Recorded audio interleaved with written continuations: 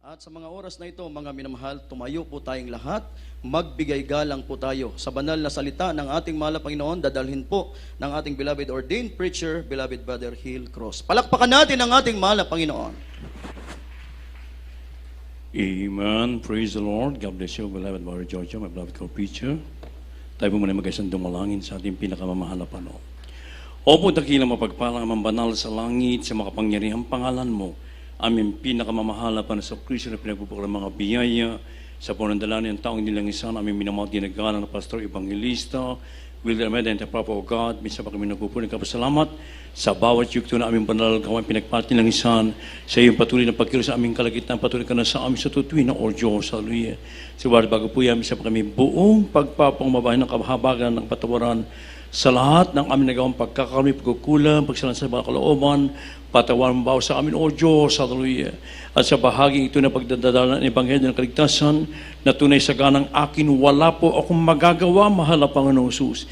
Ikaw po ang maglagay ng mga tamang salita sa aking bibig, dalo ng spiritual kapala, at siyempre kabaraan namin tindihan, imig ng mga baguha, magbisita matatiyang, mga sa aming beloved webcast viewers, ito aming samot panalangin sa makapangyarihang pangalan ni Jesus, at aking sinasaway ang lahat ng hadlang ng kaaway, demons of hindrance, of doubts and unbelief, cast out from them and bind the power of darkness on all Lord, we pray. Amen and amen. Hallelujah. Praise the Lord.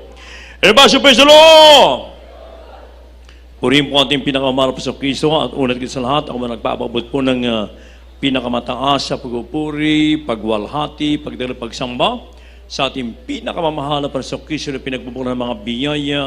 And I give double honor and respect to our dearly beloved Honorable Pastor Evangelist Wilder Meda, the end-time problem of God. And we always treasure remember the blessed memories and teachings of our dearly beloved Honorable Pastor Linus Almeida. And greeting as well to all beloved children of Almeida family. At sa lahat din po natin minamati ni ibig na mga kapamanggawa, sa ating mga kapamanggawa, sa ating mga kapatiran nandito ng mga bisita. And praise God. And to all beloved webcast viewers throughout the world, particular po dyan sa bansang Amerika, sa mga anak po natin beloved Mr. Pods, praise God, Pinatini, praise God, lahat ating inibig na mga kapatiran throughout the world. A pleasant afternoon and welcome to the real power of God. Amen. Praise the Lord. Everybody say praise the Lord. Beloved sons of God, always remember this one thing, that we are in the last days, perilous time. Redeeming the time, for the days are evil.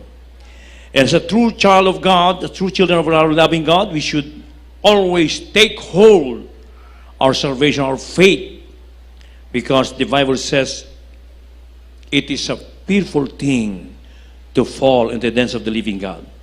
Tayo po'y nasa huling panahon na mga inibig ko. Kaya't ating pong ingatan, ating pahalagahan yung ating kaligtasan, yung ating pananampalataya, mga inibig ko, na huwag po tayong mahulog sa makapangyarihang kamay ng Diyos. Isang kakilakilabot na bagay ang mahulog sa kamay ng Diyos sa buhay. Kaya kung ating basahin sa Tagalog, mga inibig ko, sa Hebrews chapter 10, verse 31, kindly. Dito po sa mga aklat ng Hebreo, Kapitulo 10, versikulo 31. Kakilakilabot na bagay ang mahulog sa mga kamay ng Diyos na buhay. Amen. God bless you mga kapatid, and God bless His word. The Bible says, it is a fearful thing to fall in the hands of the living God. Isang kakilakilabot na bagay ang mahulog sa makapangyarihang kamay ng Diyos sa buhay, mga inibig ko. Kaya nga, maraming bagay na ang mga tao'y nangangatakot sa kanilang mga buhay. Sa kawalan ng pananalapi, maari, mga problema, mga karamdaman, sa mga dumarating na mga kalamidad salot sa mundong ito, diyan natatakot ang mga tao. Subalit isang bagay ang nakakatakot, may inibig ko, na ikaw ay mahulog sa makapangyarihang kamay ng ating pinakamamahal na Panginoon. Subalit kung tayo po ay magtatapat at maglilingkod ng buong katapatan without any mental reservation, but rather with open heart, mga inibig ko, makakamtan po natin ang lahat ng proteksyon, pag-iingat na nagmumula sa ating dakilang Diyos na buhay. Palakpakan po ating pinakamamahal na Panginoon. Kaya nga ng ating maliwanagan, ng ating mga mata, mga inibig ko, mula sa lusok ng kasalanan, na sabi ng banal na kasulatan, may inibig ko, ako na lang magbasa nito, na the time, Ephesians chapter 2 verse 12, that at the time you were without Christ, being aliens from the commonwealth of Christ, Israel, and strangers from the covenants of promise, having no hope and without God in the world.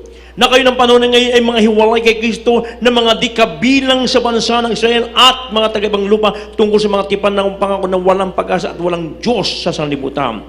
Ito po ang ating kalalagayan dati na wala pa tayo sa ating pinakamamahal na Panginoon. Na tayo po'y walang kapag-asa. Bagamat meron tayong Diyos na nakikita, nasa pag-aakalang yung Diyos na totoo, pero wala naman po katugunan sa ating mga panalangin, na natili pa rin tayo sa ating mga karamdaman, sa mga problema, sa mga kahirapan, manibig ko. Ang iba'y magpatiwakal na dahil sa mga mabigat na mga problema, kahirapan. Subat sang araw ng ating mapakinggan ang purong pangangaral ng Ebanghelyo ng Kaligtasan ng taon ng Diyos, ating minamat ginagaral pa sa Ebanghelyo sa Will Almeida, the end time problem of God. Lahat po tayo totoong pinagpala ng ating pinakamamahal na panahon na buksan yung ating mga puso't kaisipan, mga inibig ko. Kaya nga yung kaligtasan na ating nakamtan, ito po yung ating itretreasure, ingatan natin mainam. Kaya nga nang maliwanagan ng ating mga buhay, meron dakilang Diyos na nag-iingat sa atin. Meron Diyos na nagpagaling ng ating karamdaman. Meron Diyos na nagbago ng ating mga buhay. Nagkaroon tayo ng kapayapaan sa puso't isipan at ganito kapagmana pa ng buhay na walang hanggan. Kaya nga minibig ko sa ating napakinggan patuto kanina. Actually, hindi po ito ang topic ko. Nagbago po ako ng topic. Huwag nawang magkaroon pa tayo ng second thoughts na tayo po'y hihiwalay. Sapagkat sa ating napakinggan ng mga patuto kanina, merong isang dekada, isang kalahating dekada, 2 kalahating dekada pa nga na nawala. Napakinggan natin. Idinimanda siya ng 2 beses ng kanyang asawa. At sa kanyang panalangin, bagamat nandito na siya ng inibig ko, ay talagang nagsumamo siya. Dininig siya ng mahal na Panginoon. Pero ang sabi niya, naging matigas yung kanyang ulo, hindi niya sinunod yung kanyang pangako. Ano nangyari mga inibig ko? Dumating ang maraming karamdaman. Kung isipin natin, she was dying of cancer during that time. She was 6 months to live. 6 months to live, inibig ko. Pero binigyan pa siya ng pagkakataon ng Diyos na pinagaling siya. At pagkatapos, mga inibig ko, dumating yung mga problema na kung saan ay tumalikod siya sa mga panahon. 26 years, napakahabang panahon, mga inibig ko. Mabuti nakabalik pa yung ating mahal na kapatid. So dito makikita natin yung kahabagan ng ating mahal na panahon. At wag na po tayong mag-isip pa, pwede naman palang wag munang maglingkod, saka na lang ko babalik. Wag na wag po, mga inibig ko. Wag na wag nyo pong gagawin yan, mga inibig. Sapagat, kaya nga sabi doon, it is a fearful thing to fall in the hands of the living God. Pasalamat tayo, nakabalik sila, mga inibig ko.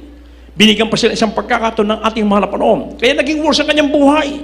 Dumami ang kanyang karamdaman at talagang hindi na siya makagulapay halos, mga inibig ko. Maging yung ating beloved brother, sabi niya, nagpasalamat siya, nakabalik pa rin siya, mga inibig ko. Kaya nga, ito'y panghawakan natin yung pananampalataya natin, yung ating makaligtasan. Dito hindi nagkulang ang ating minamahal ginagaran na pasang Evangelista Will Almeida. Lagi tayong tinuturong pinangangaralan, yung mga Bible study natin, beloved Honorable San Pastor Lisa Almeida, beloved Mama Di, lahat ito'y magpapatibay sa ating paglingkod, sa ating pananampalataya, sa nag-iisang Diyos na dapat sambahin sa Espiritu katotohanan. Pag ginawa mo ang kalooban ng manapanon, maranasan mo ang siksik, liglig, apaw-apaw na pagkapala. Ang pagsabing, praise the Lord. Subalit may warning ang ating dakilan Diyos sa buhay. May warning ang ating mahal na Panginoon. Kung tayo po'y hihiwalay, yung isang masamang espiritu na lumabas sa iyo ay muling babalik at magsasama pa ng 7 na mas masama espiritu kay lalong sumasama yung kanyang kalalagayan. Ating pumbasahin ito, mga inibig ko, from the Gospel of St. Matthew, chapter, diretso tayo sa Tagalog, 12 verses 43 up to 45. Henley. Dito po sa aklat ng Mateo, Kapitulo 12, versikulo 43 hanggang 45. Datapwat ang karumal-dumal na espiritu, kung siya ay lumalabas sa tao, ay lumalakad sa dakong walang tubig na humahanap ng kapanginahan at hindi makasumpong. Kung magkagayoy, sinasabi niya, babalik ako sa aking bahay na nilabasan ko, at pagdating niya ay nasusumpungan niyang walang laman, walis na at nagagayakan. Kung magkagayoy, yumayaon siya at nagsasama ng 7 pang espiritu na lalong masasama kaysa sa kanya, at sila'y nagsisipasok at nagsisitaan doon. at nagiging lalo pang masama ang huling kalagayan ng taong yaon kaysa sa una. Gayon din ang mangyayari sa masamang lahing ito. Amen. Purihin mo ating pinakamalapang mga kapatid. Everybody praise the Lord! Si ito'y babala, mga inibig ko, sa lahat ng tao, lalo na sa mga Kristiyano na urong-sulong sa paglilingkod sa ating pinakamamahal na Panginoon. Na it is a fearful thing. Isang kakilakilabot na bagay, mga inibig ko, ang mahulog sa kami ng Diyos sa buhay, pag ang tao po'y ayaw ng maglingkod, ayaw ng ibigay ang kanyang buhay, at siya po'y nagpabaya, mga inibig ko. Kaya lalong sumasama ang kadalagayan ng taong iyon, mga inibig ko. Yung isang bad spirit na lumabas sa kanya, mag-aaya yun kasi nakita, walis na, malinis na eh. Huh? So, babalik yun. Madali siyang makapasok kasi wala nang pagpupuri, wala nang pagdalo, wala nang pagtatapat sa pagbibigay, wala nang pag-ayuno. Kaya, yung bad spirit, mag-aaya pa ng pito. Kaya, mas masama lalo ang naging kalagyan ng taong yun, mga inibig ko. Kaya dito, mga inibig ko ay maging maingat po tayo. Sapagkat mga ilang mga kapatiran natin nag-testify nang sila po'y mawalay sa makapangyarihang kamay ng Diyos. Sa nating kapatiran brother, may inibigo sa ibang outreach, na kung saan ay binago siya ng malapanoon. Andun ang mga bisyo, andun ang mga matigas ang ulo, may inibigo, pasaway na anak. Subalit, sang araw, nang siya makakilala sa ating dakilang sa buhay, tutusang pinagpala, binago siya. Pero, dumating ang panahon, unti-unti nang hina, hindi na sumunod sa kalooban ng Diyos. Ano nangyari? Yung mga dati niyang ginawa, naging worse pa lalo. Naging maton na siya. Naging drug addict, mga inibig ko. At talaga naman pong, pati yung kanyang lola na pinuntahan na pinasyalan, isang araw. Doon tuwa yung lola niya kasi nandun yung kanyang apo. Ang hindi alam ng lola, mga inibig ko, pagtalipod ni lola, yung kanyang cabinet, niransak doon, kinuha yung mga alahas, yung pera, hindi pa naman safe yung lola niya noon, mga panahon na yun. At talaga naman pong kinuha pati yung mga pera, mga inibig ko. At tawag siya nagpaalam, tuwan-tuwa siya dahil nakakuha na siya, nakapagnakaw na. Sabi niya, Lola, alis na ko, love you. Sabi naman ng Lola, ingat ka, apo ko. Pero hindi niya alam na nakawan na siya. On the way home, mga inibig ko ating kapatid, biglang kinapos ang hininga, nawawalan siya ng hininga. Bigla niyang naalala ang ating dakilang Diyos sa buhay. Sabi niya, mahal na Panginoon. Tama-tama, may mga sa kanyang bus, meron pa rin mga madadaanan na nililibing, mga karo. Parang nakita niya tuloy yung sarili niya roon, mga inibig ko. Sabi niya, mahal na Panginoon, bago man lang ako mawalan ng hininga, paratingin mo ako sa aming tahanan. So sa madaling salita, nakarating sa kanilang tahanan. Pag-akit niya ng kanilang hagdan, sabi niya sa papa niya, Papa, mamamatay na ako. Sabi ng papa niya, huwag kang magbiro ng ganyan. Biglang nahandusay yung kapatid. Pagkahandusay niya, yung kanyang kaluluwa, umalis. Nakita niya yung kanyang katawan, nakahandusay na. Diretso kanya yung kanyang kaluluwa sa bottomless pit. Sa impyerno kaagad, may inibig ko. At nakita pa niya roon yung kanyang pinsan buo, nakamamatay lang, na nakaburo dun sa tapat ng bahay nila. Mabait na bata, pero Trinitarian in person. Tatlo ang Diyos. Inadun din sa impyerno, nakita niya roon. Sa madaling salita, mga iniibig ko, grabing baho doon, grabing init. Talagang kasumpa-sumpa yung lugar na yun, mga iniibig ko. At yung kanyang mga magulang, talaga naman pong sila mainit na naglilingkod, at talaga naman pong pinagpray, nagpuri sila, at pagkatapos nila sa pastoral house, mga iniibig ko. At dito mga iniibig, sa madaling salita, habang nandun siya sa impyerno naghihirap, biglang merong isang kamay na dumukot sa kanya roon. Dinukot siya, kinuha siyang ganun. Pagkatapos bigla siyang namulat, yung Bible nandun sa kanyang tummy, sa ibabaw ng kanyang tiyan, mga inibig ko. Pagkatapos, pinaalis niya kasi nainitan siya. Nung inalis, mga inibig ko, sunog yung kanyang tiyan, mga inibig ko. At talagang nandun, sabi niya, pag inalis, nawawala ng hininga. Ibalik niyo, kasi binabalik. So sa madaling salita, nagpuri sila, pinagsisi, mga inibig. at pinatawad ng ating pinakamamahal na Panginoon sa punong dala at minamat ginagawa ng pastor, mga inibig ko na dinala sa imbis na dala sa ospital, dinala sa pastoral house ng kanyang mga magulang, at siya po yung muling binigyan ng pagkakataon mabuhay at ngayon mainit na naglilingkod sa ating pinakamamahal na Panginoon.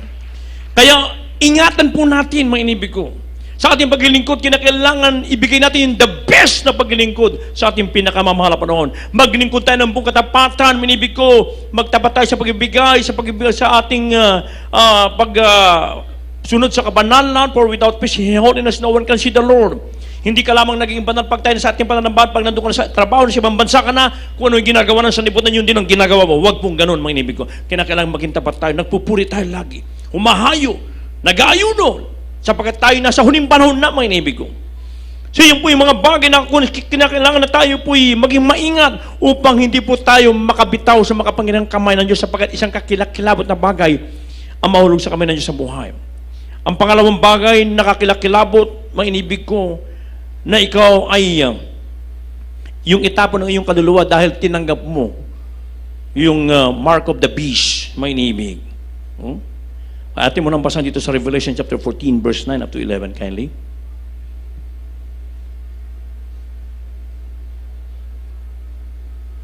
Ang sabi rito, mga inibig ko, ako mo nang basahin sa English. Dito po sa aklat Sige. ng Apokalipsis, ang kapitulo'y 14 at ang bersikulo'y 9 hanggang 11. At ang ibang anghel, ang pangatlo, ay sumusunod sa kanila na nagsasabi ng malakas na tinig, kung ang sino man ay sumasamba sa hayop at sa kanyang larawan, at tumatanggap ng tanda sa kanyang noo o sa kanyang kamay, ay iinom din naman siya ng alak ng kagalitan ng Diyos na naghahandang walang halo sa inuman ng kanyang kagalitan. At siya'y pahihirapan ng apoy at asupres sa harapan ng mga banal na anghel at sa harapan ng kordero, at ang usok ng hirap nila ay napaiilang magpakailanman, at sila'y walang kapingahan araw at gabi. Silang mga nagsisimba sa hayop at sa kanyang larawan, at sino mang tumatanggap ng tanda ng kanyang pangalan. Amen. Amen. Praise the Lord. So this is the second fearful thing, that your soul will be thrown in the lake of fire where worms, when fire that not never quench. Now sabi dito, and the third angel followed them, saying with a loud voice, if any man worship the beast and his image, and receive his mark in his forehead or in his hand, the same shall drink of the wine of the wrath of God, which is poured out without mixture into the cup of this in his indignation. And he shall be tormented with fire and brimstone in the presence of the holy angels and in the presence of the Lamb. And the smoke of their torment ascended up forever and ever. And they have no rest day nor night, who worship the beast and his image, and whosoever receiveth the mark of his name. So ito po yung pangalawang bagay na kakilakilabot na ikaw'y mahulog sa kamay ng sa buhay, na yung tanggapin mo. Because of lack of knowledge of the Word of God, may inibig ko, dahil sa kakulangan ng kaalaman sa salita ng Diyos, tatanggapin mo yung marka ng beast, yung 666, may inibig ko, sa ating panahon ngayon, baliwala ng mga, may inibig ko, yung mga paglalagay ng mga tattoo sa katawan, pati mga mukha, lahat halos nilalagay na baliwala na, manibig ko. Kaya baliwala na, kaya mas gusto nila yan. Alam nila kasi, hindi kasi nila alam ang salita ng Diyos. Pero hindi nila alam na tatanggapin nila yung kaparusahan, mga inibig ko, na walang hanggang galit ng Diyos. Sabi dito, mga inibig ko talaga naman pong, pag ikaw ay tumanggap nito, na sabi dito, ay iinom din naman siya ng alak ng kagalitan ng Diyos na nahandang walang halo sa inuman ng kanyang kagalitan. At siya ay pahihirapan ng apoy at asupri sa harapan ng mga banal na anghel at sa harapan ng kordero. At ang usok ng hirap nila ay mapailang lang magpakialang kailanman, at sila ay walang kapahingahan araw at gabi. Sila man nagsisamba sa hayop at sa kanyang mga larawan, at sino mang tumanggap ng tanda ng kanyang pangalan. At nandito na tayo sa panahon na yan, mga inibig ko. Pag natanggap mo yung mark of the beast, meron siya ng mga engganyo dyan, may inibig ko, na mawawala ang kahirapan. Mawawala ang kahirapan, magaganda ang buhay mo, may inibig ko, marami. Pero pag wala ka niyan, you cannot travel, you cannot worship, you cannot go to the hospital, you cannot transact business, may inibig ko. Ibig sabihin, yun nangyayari na actually, na-stop na nga ng ilang panahon yung ating pong paglilingkod sa ating mahal na Panginoon, pero ang mga anak ng Diyos patuloy tayong nagpupuri sa ating pinakamamahal na Panginoon.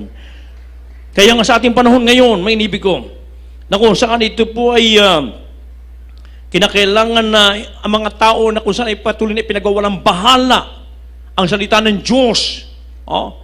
Ito ang kanilang maranasan, yung ating nabasa kanina, may inibig ko. Subalit doon sa mga Kristiyano na naglingkod sa ating mga Panginoon, makakanta nila yung grabing everlasting na mga kasiyahan, kagalakan doon sa piling ng ating pinakamamahal na Panginoon. Ang pangatlong bagay, minibig ko, kung bakit ang isang tao ay nahulog, ang ilang Kristiyano ay nahulog sa makapangyarihang kakabayan ng Diyos at isang kakilakalabot na bagay mahulog sa kami ng Diyos, may inibig ko. Yung ikaw ay magpabaya at maglingkod, muli mong balikan yung dati mong sinasamba. Anong sabi dito from the book of Joshua, chapter 24, verse 20, kindly po?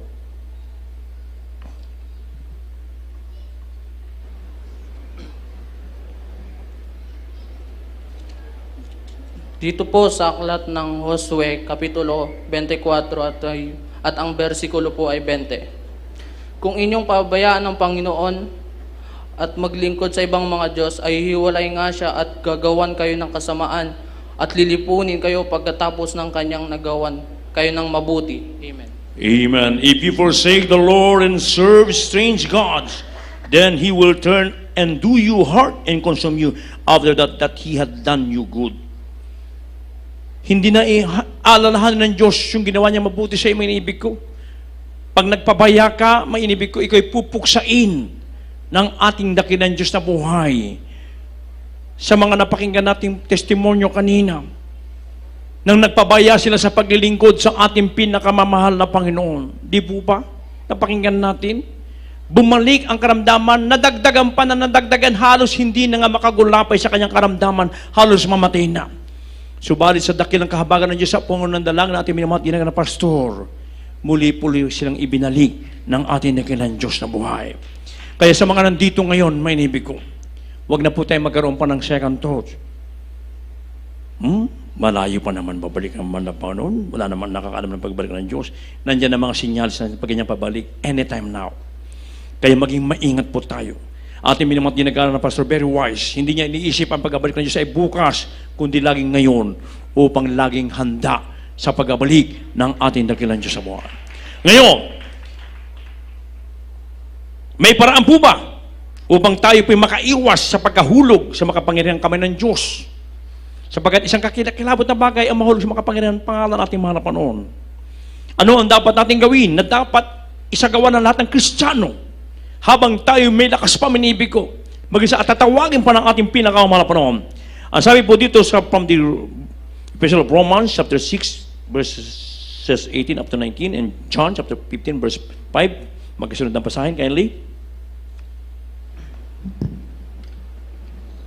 Dito po sa Aklat ng Matuga Roma, Kapitulo 6, ang versikulo 18 hanggang 19. Ganito po ang sinasabi, at yamang pinalaya kayo sa kasalanan, ay naging mga alipin kayo ng katwiran. 19. Nagsasalita ako ayon sa kaugalian ng mga tao dahil sa karupukan na inyong laman, sapagkat kung paanong inyong ihandog ay inyong mga sangkap ng katawan na pinakaalipin ng karumihan at ng lalot-lalong kasamaan. Gayon din, ihandog ninyo ngayon ang inyong mga sangkap na pinakaalipin ng katwiran sa ikababanal. Amen. Amen. Everybody praise the Lord. So sabi dito mga inibig ko, being then made from sin, he became the servants of righteousness. I speak after the manner of man because of the infirmity of your flesh. For as ye have yielded your member servants to uncleanness and to iniquity unto iniquity, even so now yield your member servants to righteousness unto holiness. Sabi po dito sa John chapter 15 verse 5, I am the vine, ye are the branches, he that abideth in me, and I in him, the same bringeth forth much fruit, for without me you can do nothing. Ito po ang ipinagagawa ng ating marapunan na dapat nating gawin. upang tayo po'y makaiwas, mga inibig ko, sa pagkahulog sa makapangyarihang kamay ng Diyos. Yamang tayo pinalaya na sa kasalanan, mga inibig ko, simula nang tayo po'y mabaptismohan sa tubig sa pangalan ng ating mga Panginoon at tayo nagpatuloy isinagawa ang kanyang banal na katwiran, ang kanyang banal na kalooban, tayo po ay nakalaya na sa kasalanan. Alipin na tayo ni Kristo ngayon. Hindi na ng kasalanan, may inibig ko. Therefore, if any man being Christ, is a new creature, all things have passed away. Behold, all things have become new. Yung lumang bagay nagsilipas ng bago na sa harapan ng ating pinakamamahal na Panginoon. Kaya nga, tayo magiging alipin na ni Kristo ng katwiran ng Diyos. At magsabing praise the Lord. Ibig sabihin, sundin natin lahat ang kalooban ng Diyos. Maging matapat po tayo sa lahat ng bagay, may inibig ko. Gaya ng akin nasabi kanina, magmula sa kabanalan, sa pagbibigay, sa pagpupuri, sa pagdalo, sa pag-aayuno, sa paghayo, lahat ng kalooban ng Diyos na dito hindi nagkulang sa ating dearly beloved parents na beloved children, na tayo tinurang pinangaralan tayo upang tayo po hindi mahulog sa makapangyarihang kamay ng ating pinakamamahal na Panginoon. Ating pong ihandog ang ating mga sarili, ating mga katawang ito na pinakaalipin ng katawan, ng katwiran sa ikababanhal. No? Ang sabi ng banal na kasulatan, present it to himself a glorious church, not having spot or wrinkle of any such thing, but that it should be holy and without blemish. Ephesians 5:27. Na may harap ang ating mga sarili na maluwalhati, na walang dungis o kulubot o gayumang bagay, kundi ito'y nararapat maging banal at walang kapintasan. Ang lahat magsabing praise the Lord. Kailangan din ng ating pananatili ang ating pong pananatili sa puno, sapagkat kung tayo hiwalay sa puno, ito'y matutuyot, itatapon sa apoy, maging panggatong na lamang wala ng silbi. Kinakailangan naman anak ng Diyos mananatili sa gawain ng ating dakilang sa buhay. Katulad ng isang puno, pag ito'y ang sangay na putol, ito'y nahiwalay, ito po'y mawala ng silbi, mga inibigaw, na maging panggatong na lamang. At bilang anak ng Diyos, tayo po ay magbubunga. Lahat pagsabi, praise the Lord. Nagbunga na po ba kayo? Kinakailangan tayo magbunga. Sapagkat, sabi ng Biblia, ang mga walang bunga, ang mga minibig ko na puno ay pinuputol. Kinakailangan na tayo po humayo po tayo.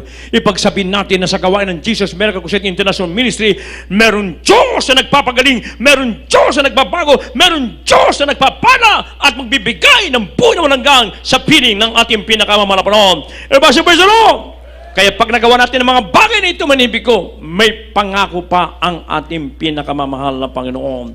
Ano sabi sa huling talata ating babasahin dito po sa Ephesians chapter 6 verse 22, ang sabi po rito, manibig ko, but now being made free from sin and become servants to God, ye have your fruit unto holiness and the end of everlasting life. Kindly, sa Tagalog. Maganda na mga wit. Dito po sa mga taga-Roma, Kapitulo 6, versikulo 22. Datapwat ngayong mga laya na kayo sa kasalanan at naging mga alipin ng Diyos, kayo ay mayroong inyong bunga sa ikababanal at ang wakas ay ang buhay na walang hanggan. Amen. Purihin po ating pinakamamahal na Panginoon. So hindi mababaliwala ang ating pong paglilingkod sa ating mahal na Panginoon. Meron regalo, meron tayong reward na matatanggap, manibig ko. Nang wakas ito ay ang buhay na walang hanggang sa piling ng ating pinakamamahal na Panginoon Kristo. Yan po ay kung hindi tayo mahuhulog sa makapangyarihang kamay ng Diyos. And it is a fearful thing to fall under the hands of the living God. Isang kakinakilabot na bagay ang mahulog sa kamay ng Diyos sa buhay.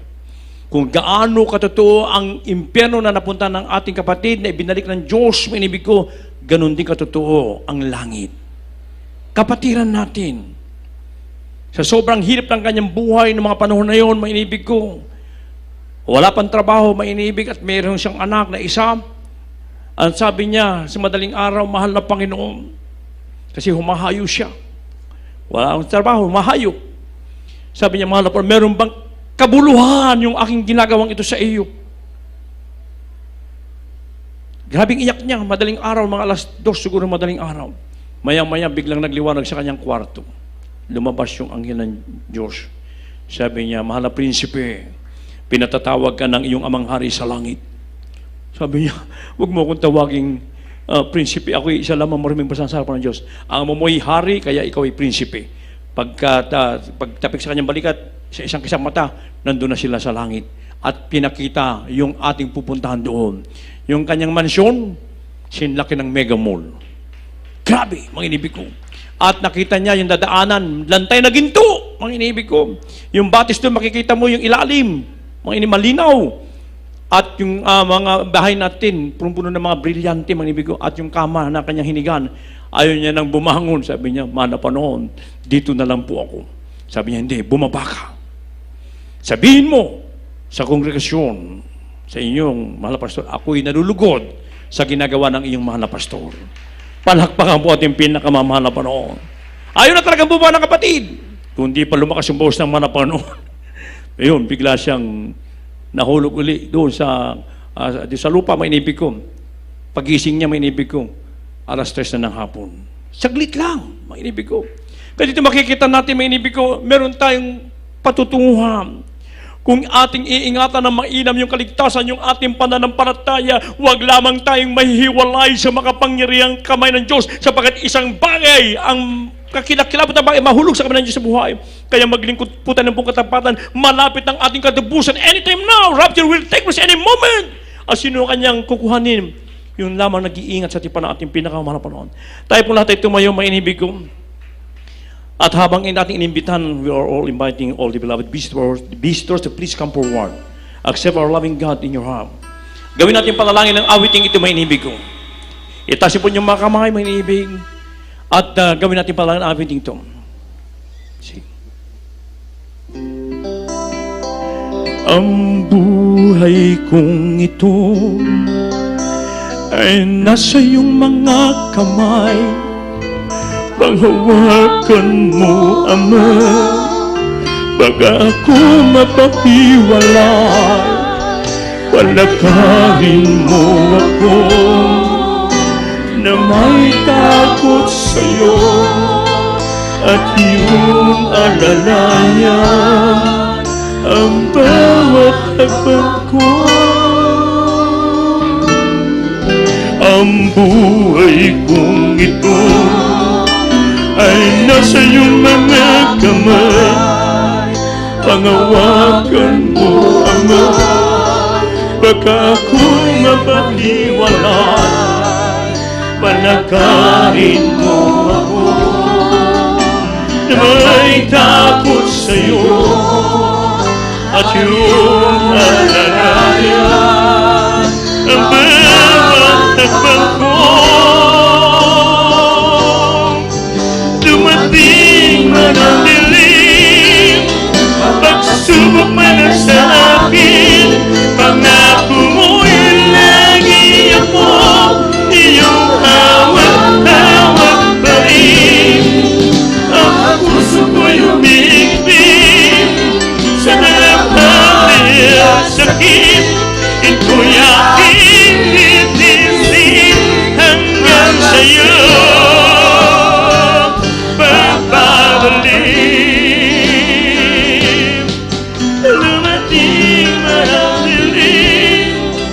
Pagsubok may nasa akin, pangako mo'y lagi ako, iyong hawak-hawak pa rin.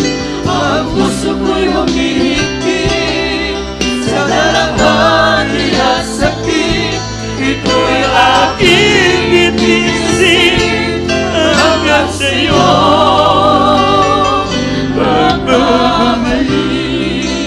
Mga inibig, napakalapit na ng pagbabalik ng ating pinakamamahal na Panginoon Jesus. Kung ating paglilingkod, tayo po'y magpapabaya at hindi natin susundin ang 100% banal na kalooban ng Diyos. Yung itinuro sa atin ng ating minamahal ginagawa na pastor, ang mga Bible study, ating beloved Robert San Pastor Lisa, ang beloved children.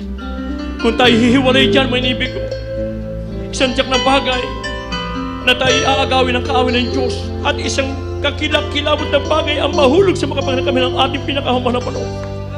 Kaya yung ating paglilingkod, ibigay natin yung the best na paglilingkod, mga inibig ko, bagamat minsan, bilang anak ng Diyos, dumaranas tayo ng mga pagsubok. Andiyan ang mga kahirapan, andiyan ang mga problema, mga inibig ko, mga karamdaman na minsan ay tayo parang nangihina na ng nilupay-pay. Subalit kung tayo magtitiwala at sasampalataya sa ating Diyos sa buhay, dapat ang ating malapanood, ang Diyos kayo naman hindi tayo iniwanan, hindi tayo kayo naman pinabayaan ng ating pinakamamalapanod. Ang hindi naman ng Diyos, ibalik natin yung una natin pag-ibig sa ating nakilang Diyos na buhay. Ang buhay kong ito ay nasa iyong mga kamay. Panghawakan mo, Ama, baka ako mapahiwala. Palakarin mo ako na may takot sa'yo at yung alalayan ang bawat hakbang ko. Dumating man ang dilim, pagsubok man na sa'kin, pangako mo'y lagi ako iyong hawak-hawak pa rin. Ang puso ko'y umiigpig sa dalangin at sakit, ito'y aking lirisin hanggang sa'yo.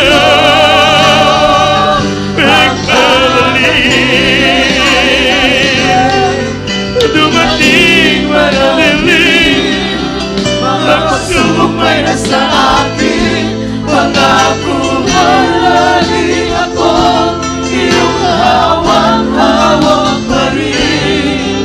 Ang puso ko'y umiigpig sa dalangin at sakit, ito'y aking lirisin hanggang sa'yo.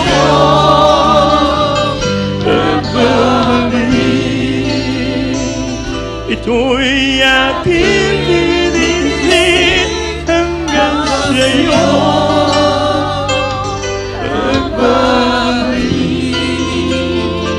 Amen. Praise the Lord. Hallelujah.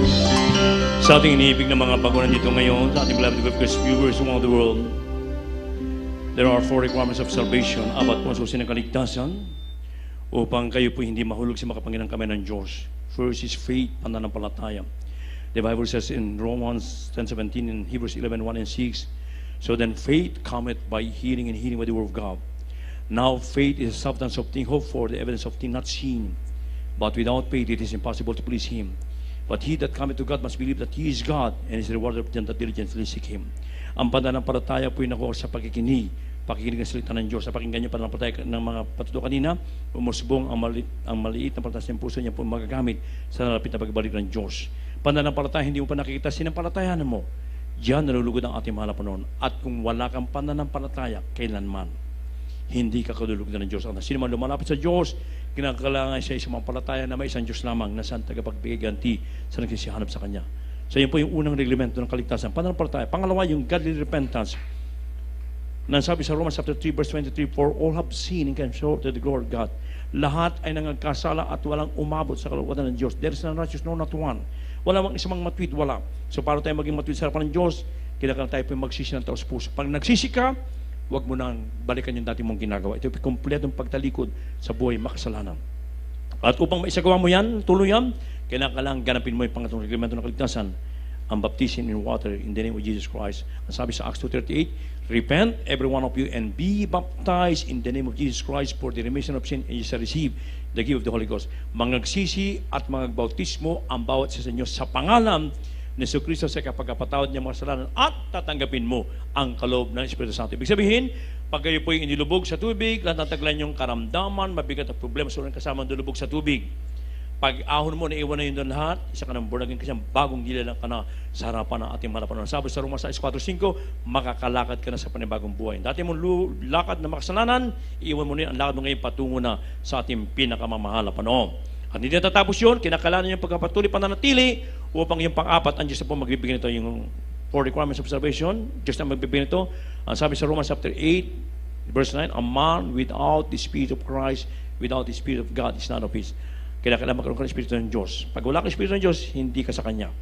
Kaya, sa oras sa ating inibig ng mga baguhan, pakitaas po niyo yung mga dalawang kamay, maging sa ating beloved Lucas viewers, tapos yung dalawang kamay mo sa inyong puso, gayahin niyo aking panalangin sa sambitin. Sabihin niyo, aking pinakamamahal na Panginoon Jesus, maraming salamat po sa Ebanghelyo ng Kaligtasan na aking napakinggan. Mahal na Panginoong Hesus, patawarin mo po ako sa lahat ng aking nagawang kasalanan. Pumasok ka po sa aking puso na marumi sa kasalanan. At hugasan mo po ako ng iyong kabanal-banalang dugo na umagos sa krus ng Kalbaryo. Gawin mo po akong tunay na Kristiyano sa puso, sa gawa, at sa katotohanan.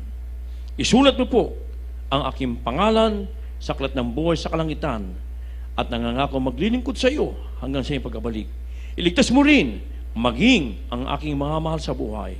Ito ang aking samot panalangin sa makapangyarihang pangalan ni Jesus. Amen. Patuloy po kayo magsisikip, may pumanalangin sa inyo. Opo, dakilang mapagpala, mambanal sa langit, sa makapangyarihang pangalan mo.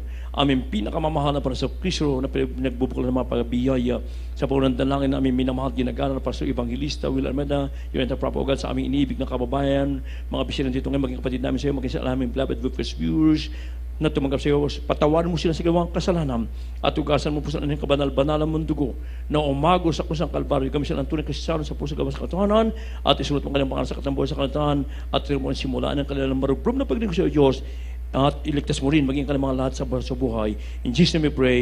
Amen and amen. Hallelujah. Praise the Lord. Sa apat na susi ng kaligtasan, dalawa pa lamang niya sa sigawa pananampalataya pagsisisi. After po ng ating closing prayer mamaya, ganyan po niyo po yung pangatlong reglamento ng kaligtasan.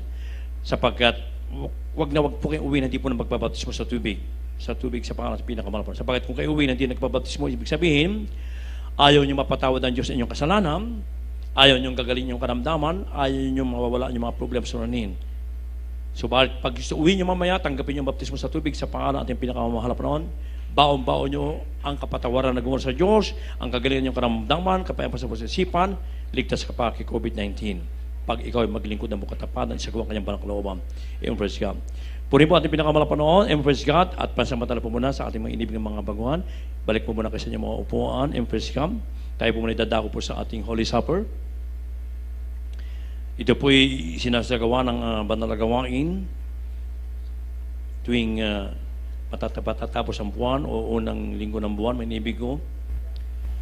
At sa pagsalo po natin sa banal na hapunan, may iniibig atin pong sa atin, tiyakin po natin ang ating mga sarili kung tayo po ba ay karapat-dapat na tatanggap ng banal na hapunan. Kaya nga marami po ang nangangamatay, nagkakasakit, iba ay nangangamatay pa dahil sila sumasalo sa banal na hapunan na andun pa rin ang kasalanan, hindi nagsisi sa harapan ng ating pinakamamahal na Panginoon. Kaya kung aking munang basahin dito po sa Unang Korinto, kabanatang 11, talatang 23 hanggang 25, ang sabi po dito, sapagkat tinanggap ko sa Panginoon ang ibinibigay ko naman sa inyo, na ang Panginoong Hesus ng gabing siya'y ipagkanulo ay dumampot ng tinapay. At ang siya'y, dito po tayo sa 26, sapagkat sa tuwing kanin ninyo ang tinapay na ito, at inumin ninyo ang saro, ay inihayag ninyo ang pagkamatay ng Panginoon hanggang sa dumating siya. Kaya't ang sino mang kumain ng tinapay o uminom sa saro ng Panginoon na di nararapat ay magkakasala sa katawan at dugo ng Panginoon. Datapwat siya sa atin ang taong kanyang sarili sa kumain ng tinapay at kumain at uminom ng hatol sa kanyang sarili kung hindi niya kinikilala ang katawan ng Panginoon. Dahil dito'y marami sa inyo ang mahihina at mga masasakitin at hindi kakunti ang natutulog. Datapwat, kung ating kilala nating sarili ay hindi tayo hatulan. Kaya nga may niibig sa ating pong pagsalo sa banal na hapunan, ating pong tiyakin, siya sa atin po muna natin kung tayo po ba'y karapat-dapat sa pagsalo po sa banal na hapunan, may niibig ko. Sapagkat kung sa inyong pag-alis kanina, sa inyong tahanan, pumunta kayo rito, meron kayong misunderstanding na inyong anak, na asawa, ng inyong kaibigan, kapatid, may niibig ko, kung katabi mo din lang siya, magpatawaran muna kayo, may kayong kapatawaran, lalo tigit sa ating pinakamalapan upang tanggapin ng Diyos ang inyong pong pagsalo sa banal na hapunan, ito may inibig ko. Kaya habang tayo po'y umaawit, may iniibig, ating pong siya sa atin, mga salita, tayo po'y magsisi sa ating pinakamamahal na Panginoon. Amen, praise God. Awitin mo natin ang Search Me, O God.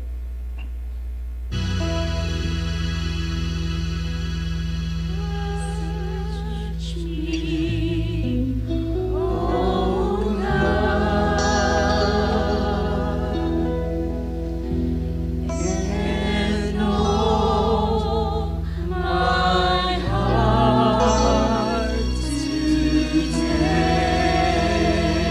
Hallelujah, hallelujah. Alalahanin natin may inibig. Ang dakilang pagkapakasal, paghihirap ng ating pinakamamahal na Panginoon. Habang siya'y patungo sa bundok ng Golgotha, manibig. Siya'y hinahampas, siya'y pinapalo, manibig ko, dinuduraan. Grabing hirap ang kanyang naranasan. Tumigis ang kanyang makapangyarihang dugo, manibig ko. Upang ikaw, ako, tayong lahat ay mapatawad sa ating makasalanan at magmana pa ng buhay na walang hanggang. Hallelujah. Ganon tayo iniibig ng ating pinakamamahal na Panginoon. Hallelujah. Purihin ka man ang Panginoon.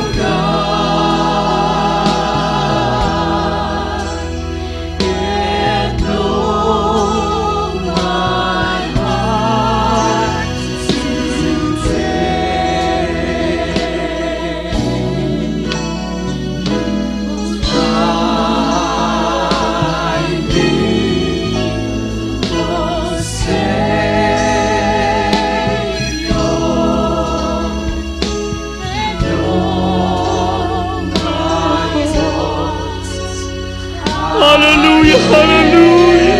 We love someone that is sin. You're worthy to be praised and magnified name, O God. Hallelujah. Salamat sa iyong pinapagabagsak. Sa bawat sa amin, binigay mong buhay sa amin. Hallelujah. Purihin ka man ang Panginoon.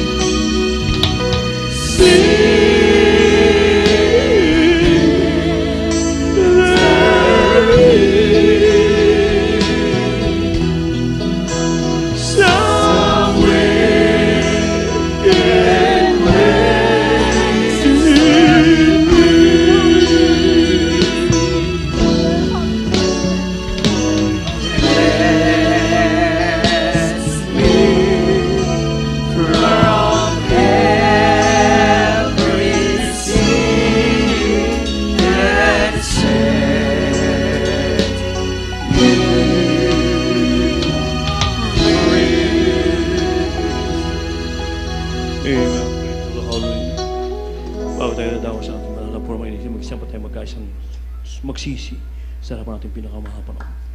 Opo, dakilang mapagpalang ang banal sa langit sa makapangyarihang pangalan mo, aming pinakamamahal na Preso Kristo, na pinagbubukulan ng mga pagkapala sa panandalangin na yung taong nilangsan.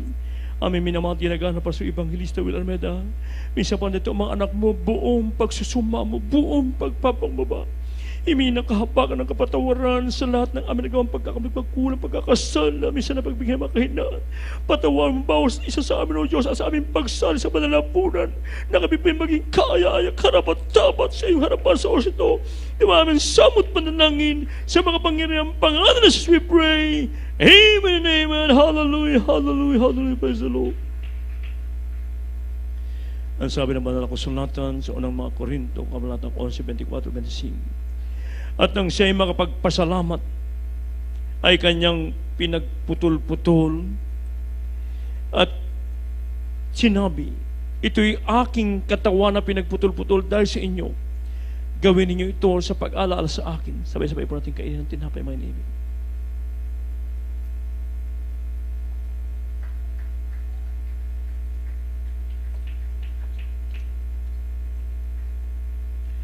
At gayon din naman, hinawakan ang saro pagkatapos na makahapon na sinasabi, ang sarong ito'y siyang bagong tipan sa aking dugo.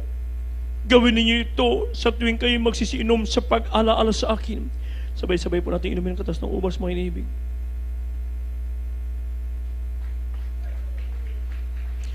Hallelujah! Hallelujah! We love it in Jesus. We love it in Jesus. You want to be praised. Hallelujah! Purihin ka, wala Panginoon. Hallelujah! Tunay at dakila ka, amang banal. Sa iyong dakilang pag-asama sa iyong dakilang pag-ibig na pinapalos mo sa amin. Ibinigay mo yung buhay upang kami magmana ng buhay walang hanggang sa piling mo, O Diyos. Hallelujah! Amat tayo patuloy umawit. Papurihan natin ating pinakamarapan na susunod. Ang tinapay ng buhay. Yes! Kain mo, makibahagi. Ito ang tinapay ng buhay. Kain mo, mag-iisa. Yan ang katawan, pinayuhan upang ikaw ay mabuhay. Yan ang katawan na hirap upang iyong kamtan ang buhay na walang hanggan. Yes, Lord.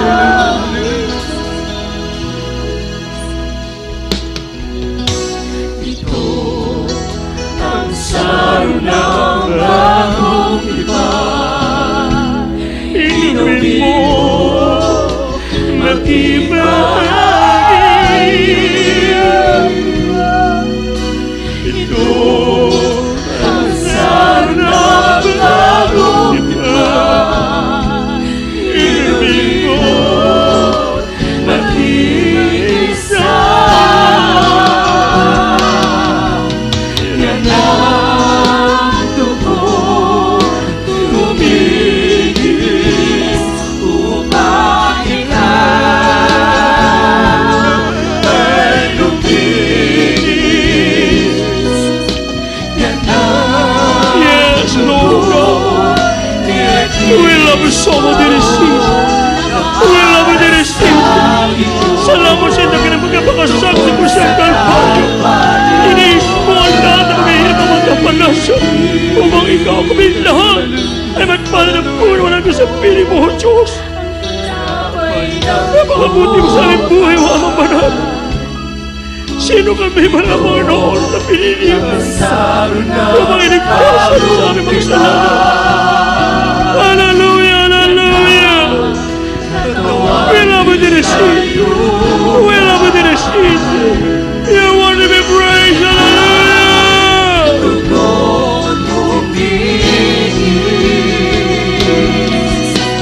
Ito ang aking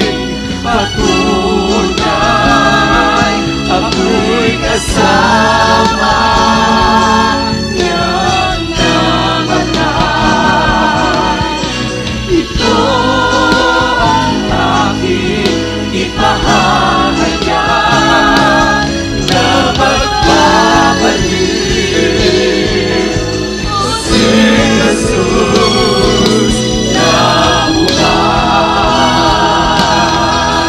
Ito ang aking patunay, ako'y kasama ng namatay. Ito ang aking ipahayag na magbabalik si Jesus na buhay, na magbabalik si Jesus na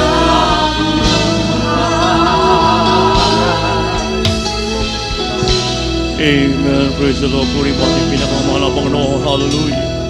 Habang nasa atin ang matang supisya sa ating pinakamamahal na Panginoon sa ating mga pangailangan, mga inibig ko. Amen. Praise God. Hallelujah. Minsan pa tayo magsumama sa ating pinakamamahal na Panginoon upang tingin ating mga panalangin sapagkat during our guarded moments na kagawatan ng mga bagay na hindi kinulugdan ng Diyos na dapat ating pagsisihan, mga inibig ko, upang ang ating mga pangailangan ito itiringgin ang ating dagalan sa buhay. Kaya minsan pa tayo manalangin at magsisi sa ating mga pangailangan. Pray for the sick. Hallelujah. Opo, dakilang mapagpalang mambanal sa langit. Sa makapangyarihang pangalan mo, aming pinakamamahal na Pastor Cristo na pinagpupunan ng mga pagkapala. Sa pangunan dalangin, aming minamahal ginagawa ng Pastor Evangelista William Medente Papa o God. Minsan pa dito mga anak mo, buong pagsusuma mo, buong pagpapamabal ng kahabangan ng patawaran sa lahat ng aming nagawang pagkakakulang, pagkakasala, minsan pagbigyan ng mga pagkahinaan. Patawan bago sa amin, O Diyos, hallelujah, at bago sa aming mga pangailangan. Patuloy namin isinusumamo, dinadalangin sa iyo ang mahabang buhay, kalusugan, kalakasan, aming minamahal at ginagawa ng Pastor Evangelista Will Almeida ng Kalimbong Samaya, upang kami patuloy nilang may papanalangin na lakad ng sakdal, banal, kaya ay sa pangharapan at mapakitalapan ng maraming guluwa, hindi lamang sa bansang Pilipinas, kundi sa iba't ibang panig pa ng mundo, at ibuhos mo ang dakilang pagkapalang physical, material at spiritual na papasok sa Kalimbong Samaya. Yung aming samot panalangin sa makapangyarihang pangalan ng Kristo. Praise God, hallelujah. At sa lahat din po ng mga pangailangan, ng mga inibig, hallelujah, ang sabi mo, hindi bigsing kamay, upang di maabot yung pangailangan, hindi sarado yung pangailangan. Kaya sa oras to, minsan pa namin inangkin ang mga tagumpay ng pangalan sa iyo, sa makapangyarihang pangalan ng Jesus. Ipatong niyo po nga ng kamay sa iyong ulo, kanang kamay sa pangalan ng damay, isipin natin malapas ulit, patong kanyang sabi sa mga ulo, at ating pinagkakaisang pinalalayas ang lahat ng masamang espiritu ng karamdaman, demons of infirmities, sicknesses and diseases, doubts and unbelief, cast out from us, be born again and be there forever. Problem be solved, buses begun, be blessed in Jesus' name. Demons of diba sa mga problem, sakit sa puso, leprosy, insomnia, goiter, from weak lungs, high blood, kidney trouble, last of the flesh, pain, glory, pride of life, materialism, lesbianism, materialism, covetous, COVID-19, lahat ng uring cancer, cast out from us, be born again and be there forever. Problem be solved, buses begun, be blessed, for thine is the kingdom, the power, and the glory, forever and ever. Amen and amen. Hallelujah, praise the Lord. Hallelujah, praise the Lord. Purihin po ating pinakamamahal na Panginoon, as a token of gratitude to our loving God, may inibig ko na ating nakamta natin mga panalangin sa ating dakilang sumuhay. Itaas po ating dalawang kamay. From the top of our voices, tayo sisigaw po tayo 3 beses, na 3 beses na hallelujah, praise the Lord. Sabay-sabay po tayo may inibig ko. Hallelujah, praise the Lord. Hallelujah, praise the Lord. Hallelujah, praise the Lord. Purihin po ating pinakamahal, Pastor Cristo, ating pong sampalatayanan, na ating mga panalangin, dininig na ating dakilang sumuhay. We love you so much, but our dear Jesus loves you more and more. Sa ating announcement, aking binibigay mo taon sa ating mga kapatid. Amen, praise God.